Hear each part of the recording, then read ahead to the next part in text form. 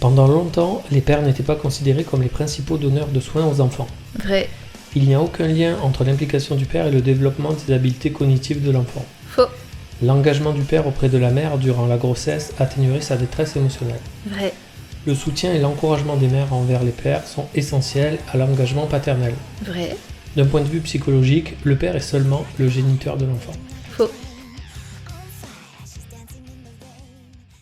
Bonjour à tous, bienvenue pour ce nouveau podcast. Bonjour. Alors aujourd'hui on va parler de l'importance du père au sein du foyer. C'est ça, tout à fait. Ok, Et pour commencer, j'ai une première question pour toi. ok, vas-y. Toi qui es papa, Oui. qu'est-ce que c'est que être père pour toi finalement? Alors, être père, je dirais... Alors je vais répondre en fonction de mon état du moment, mais être père c'est bouleversant. D'accord. C'est beaucoup de choses à la fois. Oui. C'est beaucoup de responsabilités. Lesquelles plus précisément? La responsabilité à la fois psychologique, physique, Oui, euh, l'aspect sécurité tout à fait. de son enfant. C'est ça. Donc c'est à la fois une charge assez lourde, mais une charge qui fait du bien, quoi. On est heureux. Oui. Donc c'est un peu difficile à décrire, mais oui, bon, voilà. Oh, c'est une belle Non, définition. mais c'est beaucoup de joie aussi, Bien sûr, Voilà. bien sûr. Finalement, là, tu viens de donner la définition que tout psy va donner sur Ok. le rôle, voilà, sur le rôle du père. Le père, c'est celui qui va s'occuper de l'aspect, on va dire, physique de l'enfant, mais aussi émotionnel, et affectif de l'enfant.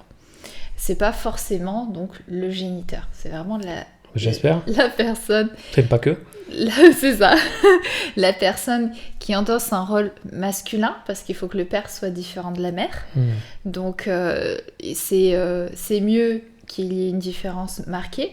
Alors, si dans on va dire, les nouveaux foyers maintenant qu'on peut voir de parents homosexuels, la différence se fait toujours au sein de la famille, parce qu'une famille, c'est soit c'est deux parents, soit un papa et une maman.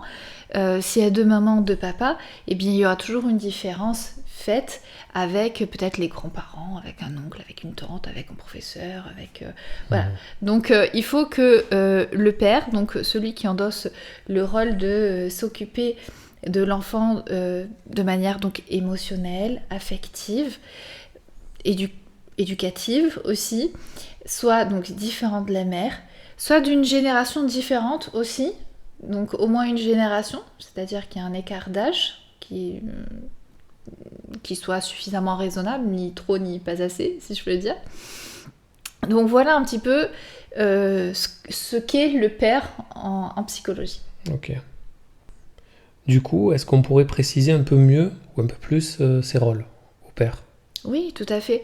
Alors un père donc, qui est présent et qui s'occupe physiquement de son enfant sur un plan éducatif et émotionnel va avoir 4 principaux rôles dans cette dynamique père, mère et enfant, cette triade comme on lit.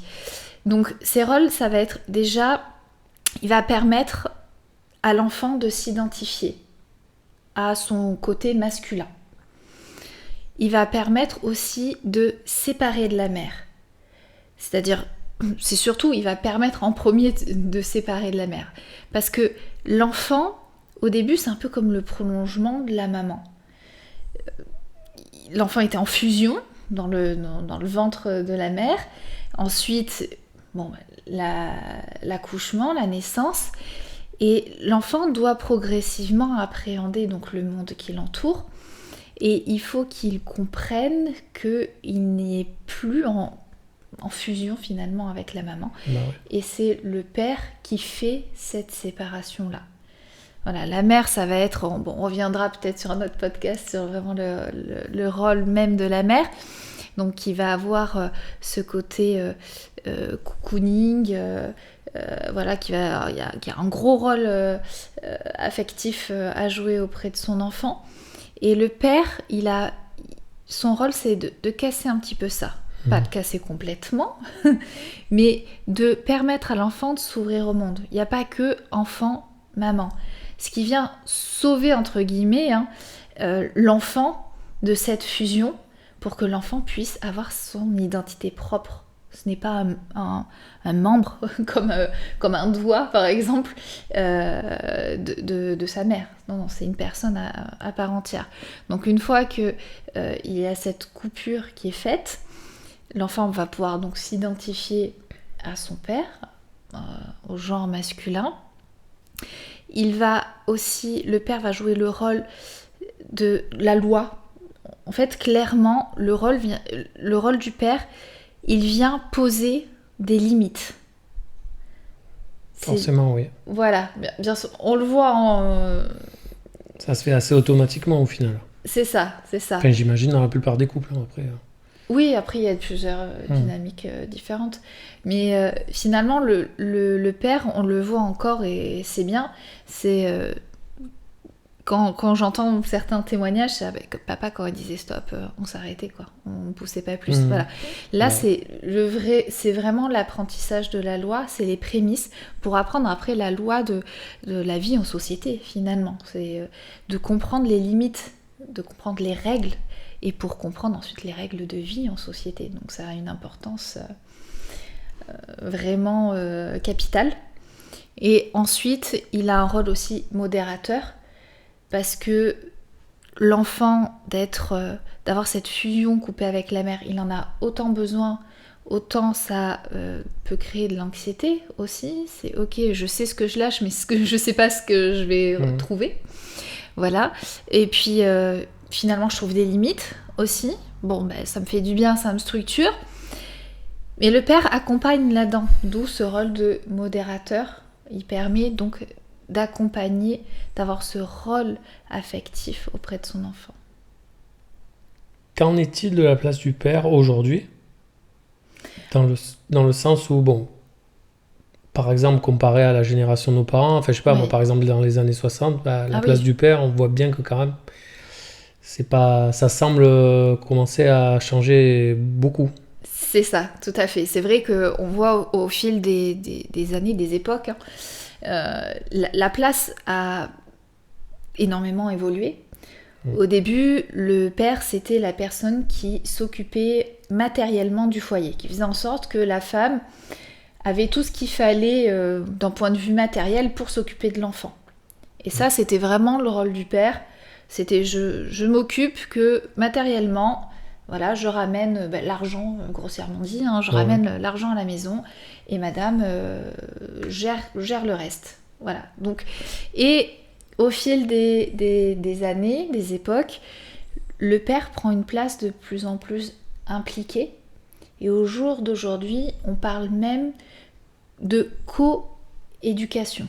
C'est-à-dire que le père rentre sur un pied d'égalité avec la mère sur son rôle éducatif auprès de l'enfant. Donc ça, c'est une bonne chose. Il était temps. Oui, bien sûr. Quand on sait tous les bénéfices que ça apporte finalement à l'enfant, d'avoir un père qui est impliqué aussi émotionnellement auprès de son enfant. Bien sûr. Alors d'ailleurs, on parle même des nouveaux pères, ces pères qui vont s'impliquer plus auprès de leur enfant. On voit même que les congés paternité sont de plus en plus pris. Alors pour un petit rappel, le congé paternité en France, il est passé depuis 2021 à 25 jours pour une naissance simple et 32 jours, il me semble, pour une naissance multiple. Donc bon, ça c'est une bonne chose que ça commence à augmenter parce qu'on était un peu en retard en France pour ça. Mais finalement, le congé paternité commence à être pris de plus en plus. Et même on voit des congés parentalité où ce sont les pères qui restent à la maison et la mère qui va travailler. Voilà. Oui. Donc c'est aussi intéressant parce que finalement on sort complètement du modèle justement de nos parents ou nos grands-parents dans le système éducatif et du rôle papa-maman quoi.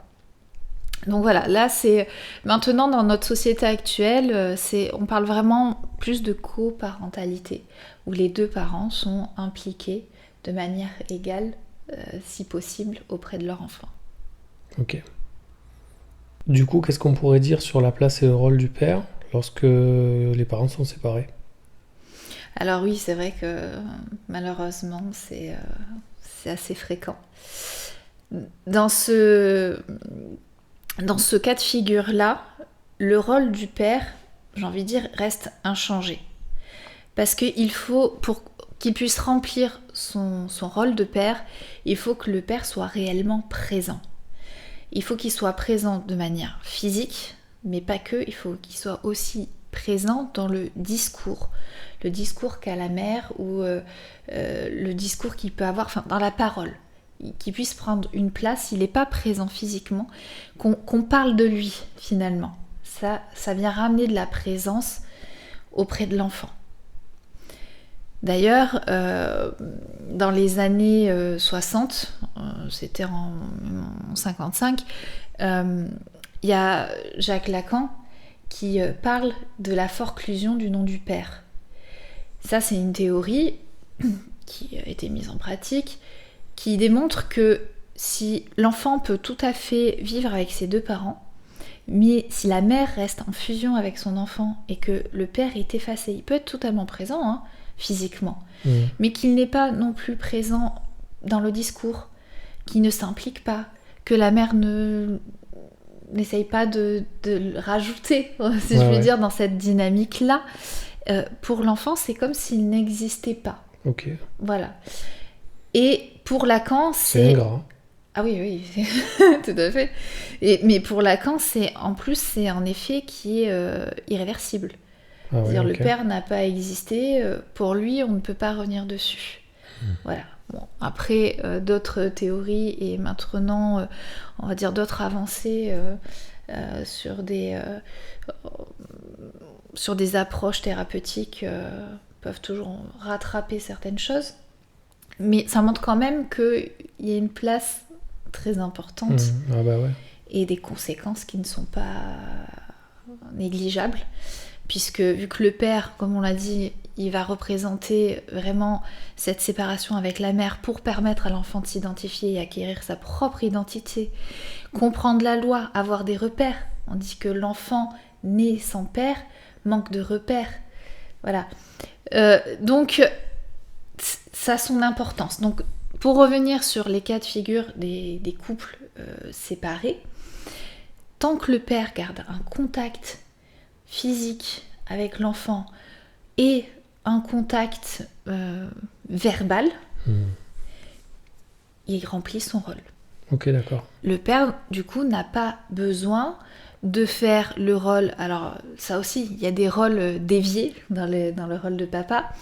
Les papas qui font le rôle de maman, ou les papas qui font les rôles de copains, ou le papa qui fait le rôle tyrannique, c'est-à-dire c'est que les règles et on oublie l'aspect émotionnel. Ou on a l'impression que c'était plus avant, que c'était les générations d'avant surtout. Oui, tout à fait. Et ça existe encore, parce que c'est des modèles, c'est encore des schémas bien souvent qui se répètent jusqu'à ce qu'on comprenne que non, il faut... C'est peut-être pas comme ça, on va essayer de s'ouvrir sur autre chose, voilà. Ouais. Mais ça existe, c'est pour ça que ça existe encore. Donc voilà un petit peu, attention au rôle qu'on va endosser pour compenser par rapport à notre histoire de vie aussi, ou pour d'autres choses. Non, tant qu'on a un contact régulier, même si c'est un week-end sur 2, tant qu'on peut parler à son enfant et que quand l'enfant, justement, pose des questions à sa famille, parle de papa, que c'est accueilli de manière suffisamment respectueuse, c'est bon, le rôle est fait. Ok. Le rôle est rempli. Et pour les familles recomposées, avec la place des beaux-pères par exemple, comment ça s'articule? Alors c'est vrai que c'est être un père, on va dire, par alliance, je sais pas si on peut dire ça. Recomposition, oui. Oui, voilà, de manière recomposée, c'est-à-dire on gère dans son foyer un enfant finalement qui est pas le nôtre biologiquement parlant. Alors c'est vrai que c'est une place qui n'est pas encore clairement définie. Donc ça tâtonne bien souvent, ça tâtonne un petit peu dans ces foyers-là. C'est à la mère finalement de de parler, de s'exprimer et d'exprimer finalement ses attentes auprès de son nouveau compagnon pour dire quelles sont ses limites, qu'est-ce qu'elle attend de lui, quelle place elle lui donne finalement auprès de son enfant, qu'est-ce qu'elle autorise, et éviter de laisser faire et voir s'il y arrive ou s'il se rate, de reprendre à ce moment-là. Non. Okay. Le mieux, c'est quand on commence une relation avec des enfants, en plus ça marche dans les deux sens, hein, ça peut aussi marcher pour justement les belles-mères aussi. Donc voilà, c'est à un moment donné, ouvrir la discussion pour ok, qu'est-ce que tu attends de moi, qu'est-ce que tu veux, quelle est ma limite, c'est où que je dois m'arrêter, et voilà, et essayer d'éclaircir un petit peu les choses pour tout ça. Parce que dans la société actuelle, des beaux-pères, il y en a plein, des belles-mères aussi, hein, forcément, mais c'est vrai que on n'en parle pas vraiment de la place de chacun fait un peu sa mayonnaise, et c'est normal. Non, il faut arriver à s'exprimer librement et parler de ses attentes. Donc je pense à là c'est une question assez personnelle, mais dans le cadre du complexe d'Oedipe, quand on est père et qu'on a un garçon ou une fille, est-ce que c'est similaire ? Comment ça se passe ? Alors c'est vrai qu'on entend beaucoup parler du complexe d'Oedipe. Justement, c'est ce qu'il se passe quand le père montre, indirectement, hein, c'est au point de vue inconscient, montre à l'enfant qu'il n'y a pas que la mère et qu'il peut s'identifier à quelqu'un d'autre, finalement. Parce que l'enfant va acquérir son identification parce qu'il va piocher dans son entourage proche. Oui. Voilà, déjà, ce qu'il va pouvoir piocher dans sa mère, puis dans son père, puis etc. Donc là, pour un garçon et pour une petite fille, ça va se passer différemment.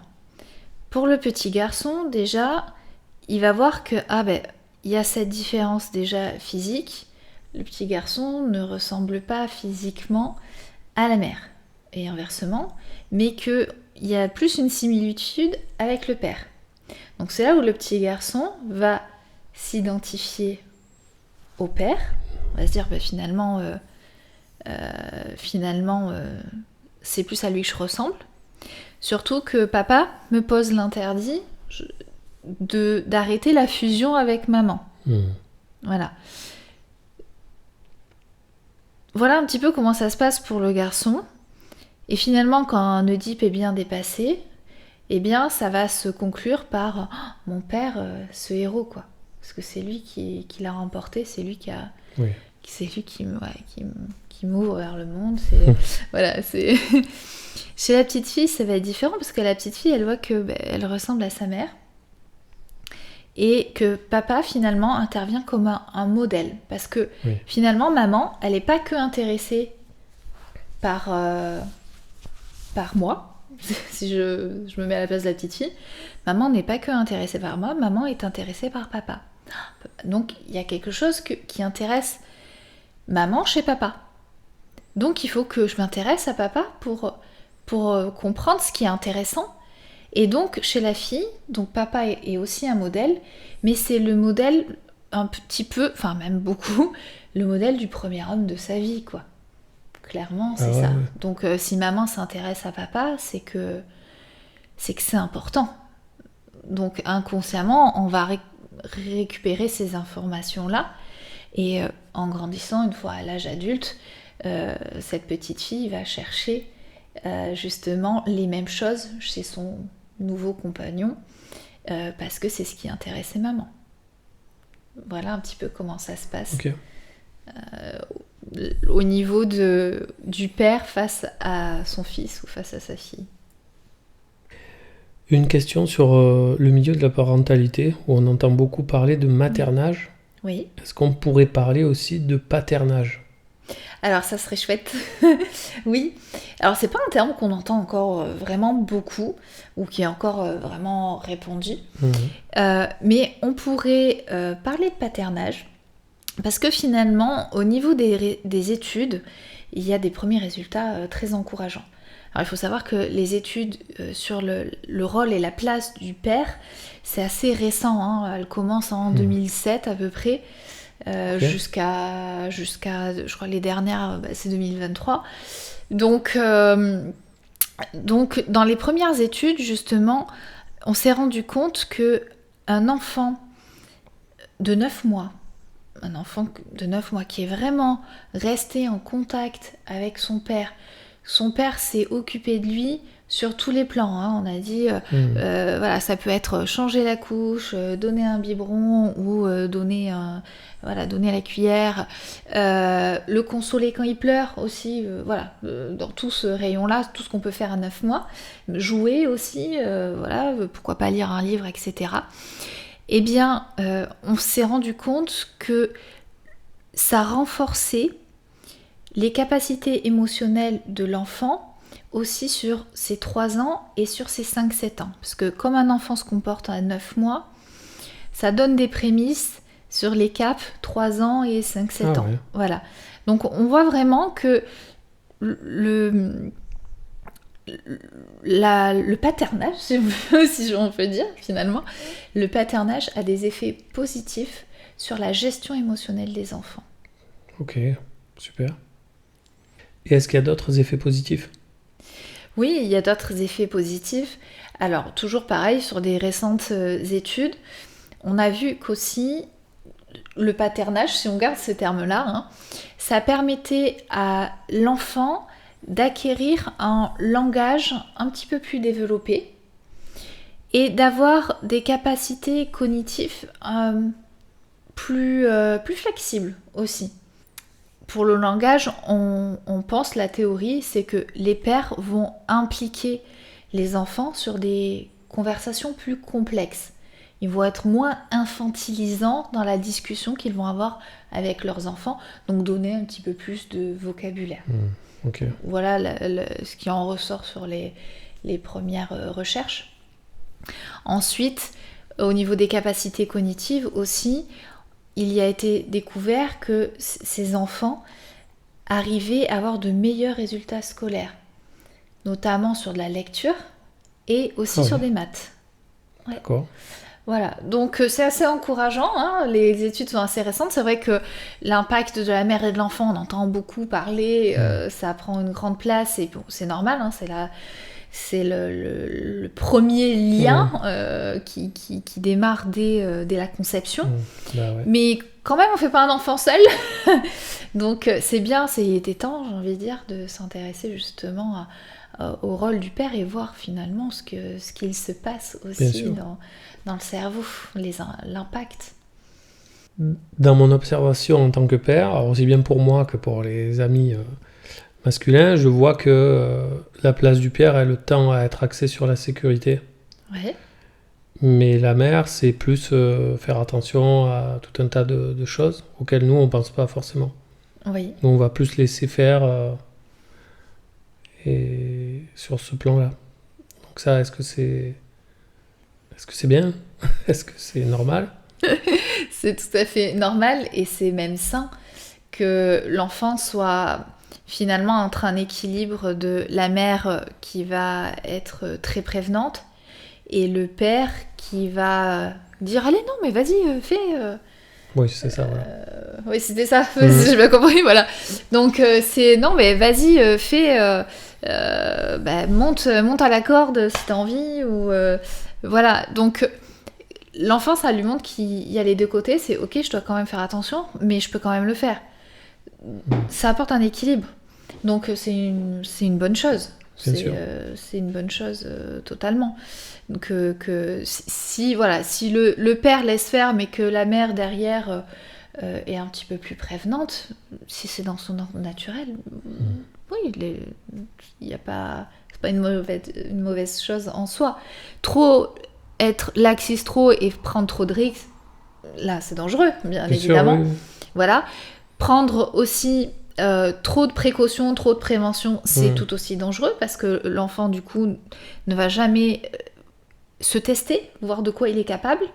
Et ça commence par des prises de risques physiques, c'est-à-dire monter à l'échelle, aller glisser sur le toboggan, aller, vas-y. Enfin voilà, il faut des encouragements. S'il est toujours dans une bulle et qu'il n'a pas d'encouragement, ça va être compliqué pour plus tard, parce que son récipient sera vide de tout ça. Oui, bien sûr. Donc oui, que les pères laissent faire dans la limite de la sécurité, non, c'est pas une mauvaise chose en soi. Donc si j'ai bien compris, la présence du père, pour être favorable au développement de l'enfant, doit quand même être accompagnée d'interactions. C'est pas juste en restant à côté de son enfant que ça va avoir une quelconque incidence sur son développement. Il y a aussi le fait que ça va développer ses habiletés cognitives. Oui, tout à fait. Oui. Même à long terme. Oui, ça va lui donner des capacités même d'autorégulation sur sa gestion émotionnelle. Ok. Et puis, il y a aussi... le père va permettre une exploration du monde, une ouverture. Du coup, l'enfant va pouvoir acquérir progressivement sa propre identité. Donc c'est quand même pas négligeable. Non, c'est même peut-être le plus important. Oui, tout à fait. Et puis, si on peut rajouter aussi, tout ça, le rôle du père est aussi permis grâce à la mère. La mère doit absolument permettre au père de s'impliquer de cette manière-là. Bien sûr qu'elle a un rôle fondamental, mais ce rôle fondamental s'accompagne, se fait avec donc le père, d'où le terme de coparentalité maintenant. D'être coparent, donc ça marche très bien pour un papa, une maman, ou deux mamans, deux papas aussi. L'enfant s'identifiera à d'autres genres dans la famille sans aucun problème. Ok. Un dernier mot peut-être ? Alors, un dernier mot qui est... on pourrait même aller plus loin sur le rôle du père. Le rôle du père, on pourrait même dire qu'il commence même dès la conception. Il prend même sa place dès la conception, parce que finalement, de la manière auquel il va s'impliquer auprès de la maman, ça va permettre à la mère de traverser une grossesse bien plus désirable quelque part. Ça ne veut pas dire que si le père n'est pas impliqué, elle va plus désirer sa grossesse, pas du tout. C'est juste que dans son inconscient, ça va venir renforcer que oui, là c'est bien, c'est sa place, elle a un soutien, elle peut continuer d'avancer. C'est une base hyper importante, clairement. Donc le rôle du père commence même avant, parce que même selon la mère, comment elle va traverser sa grossesse, on sait que ça va un peu impacter le fœtus, qui ressent toutes les hormones de la maman. S'il y a un taux de cortisol, donc l'hormone du stress, qui est trop augmenté durant la grossesse, on sait que ça peut être nocif sur du long terme pour le fœtus. Donc, si on sait que le père permet à la mère, justement, de lui permettre de gérer un petit peu mieux émotionnellement, et de l'accompagner, de se sentir soutenue, et de lui permettre donc de baisser ce taux de cortisol, d'avoir des hormones beaucoup plus agréables aussi, c'est du bénéfice dès la gestation finalement. Bien sûr. Donc voilà, pousser le rôle finalement du père dès la gestation, ça aussi c'est très important. Très bien. On a fini ? On a fini. Bon, eh bien ce sera le mot final pour ce podcast. Comme d'habitude, on vous incite même à vous abonner pour nous montrer que les vidéos vous plaisent, pour pouvoir continuer. Partagez, liker. Bien sûr, parlez-en à vos familles, c'est des sujets importants, très importants même. Donc, on vous remercie encore une fois. Merci beaucoup. Et on vous dit à la prochaine. À la prochaine.